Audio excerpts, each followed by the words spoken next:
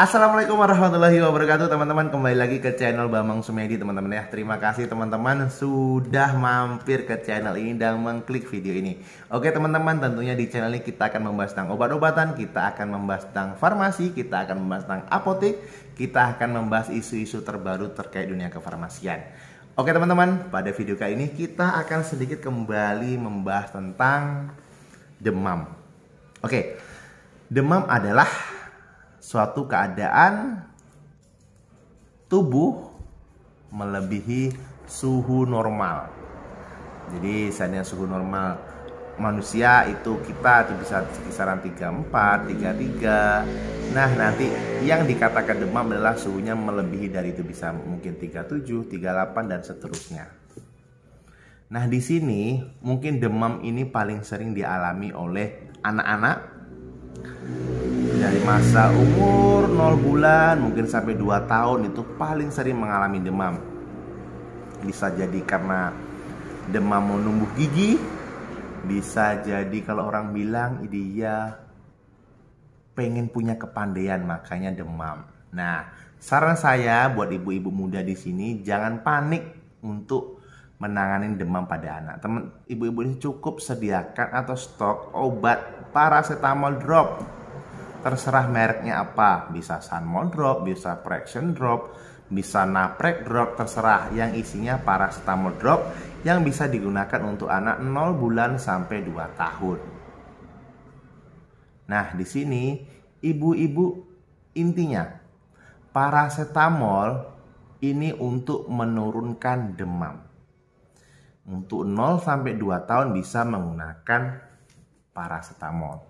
Nah, kalau untuk anak 2 tahun ke atas gimana bang? Kalau untuk anak 2 tahun ke atas dan seterusnya 6 tahun sampai 12 tahun, pilihannya bukan hanya paracetamol, ada juga ibuprofen. Kenapa? Saya hanya sarankan paracetamol untuk anak 0 sampai 2 tahun karena ibuprofen sendiri untuk anak 0 bulan sampai 2 tahun tidak tersedia sediaannya teman-teman ya. Jadi hanya tersedia sediaannya untuk anak umur 2 tahun sampai 6 tahun dan 6 tahun sampai 12 tahun. Itu tersedia juga sediaan ibuprofen. Jadi untuk pilihan demam sendiri, di sini ibu-ibu semua bisa menggunakan paracetamol dan juga bisa menggunakan ibuprofen. Saya sarankan kalau hanya menderita demam, ibu-ibu di sini atau teman-teman semua di sini anaknya demam atau mungkin diri sendiri yang merasa demam, belum perlu mengkonsumsi antibiotik. Cukup memakai penurun demam baik itu paracetamol ataupun ibuprofen dan ditambahkan dengan multivitamin. Itu sudah cukup pengobatan simptomatis yang dipakai. Belum perlu antibiotik untuk menangani demam tersebut. Terus gini, ada muncul pertanyaan, saat ini gimana bang kalau demamnya udah seminggu nggak turun atau 3 hari 4 hari nggak turun? Nah, kalau seperti ini teman-teman silahkan bawa anak teman-teman atau diri teman-teman sendiri udah lebih dari 3 hari demam tidak turun, sudah mengkonsumsi obat paracetamol ataupun ibuprofen, silahkan kontrol ke dokter. Nah, kontrol ke dokter, nanti apa instruksi dari dokter tentunya harus cek labor juga untuk mengetahui apakah ada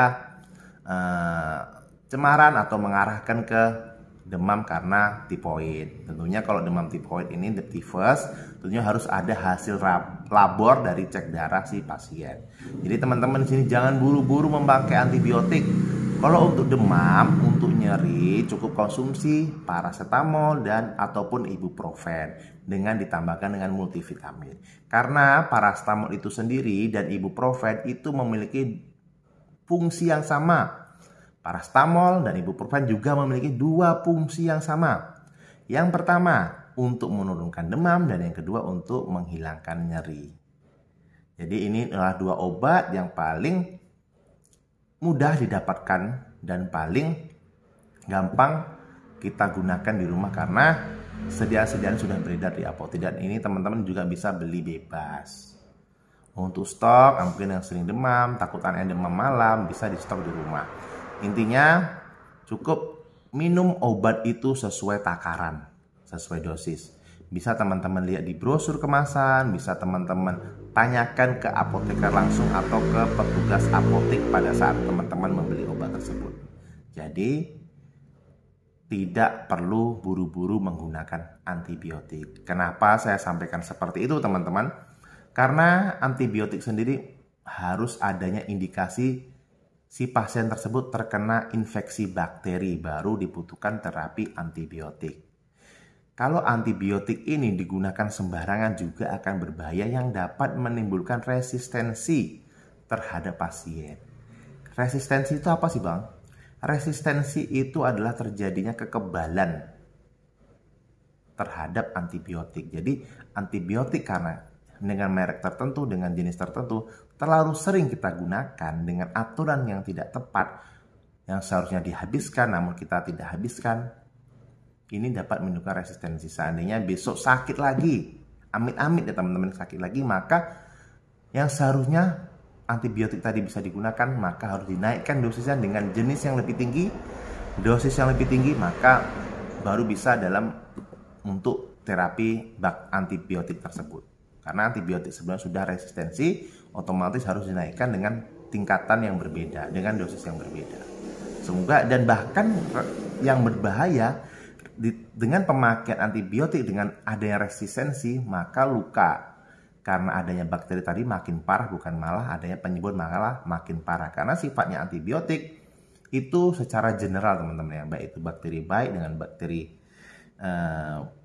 jahat juga akan dihentikan atau dibunuh, dibasmi oleh antibiotik tersebut. Jadi teman-teman harus berhati-hati menggunakan antibiotik. Tanyakan kepada dokter Anda apakah Anda membutuhkan antibiotik ataupun tidak. Kalau untuk cara pemakaian, teman-teman bila terlupa dalam menanyakan ke seorang dokter, teman-teman bisa mengkonfirmasi ke seorang apoteker. Oke teman-teman ya, mudah-mudahan informasi yang saya sampaikan tentang penggunaan paracetamol dan ibuprofen untuk mengatasi demam atau nyeri bermanfaat buat teman-teman semua. Dan teman-teman tidak perlu menggunakan antibiotik saat demam, cukup memberikan paracetamol ataupun ibuprofen dengan ditambahkan multivitamin. Oke teman-teman, mudah-mudahan informasi ini bermanfaat. Saya akhiri, assalamualaikum warahmatullahi wabarakatuh. Tanya obat, tanya apoteker. Salam sehat.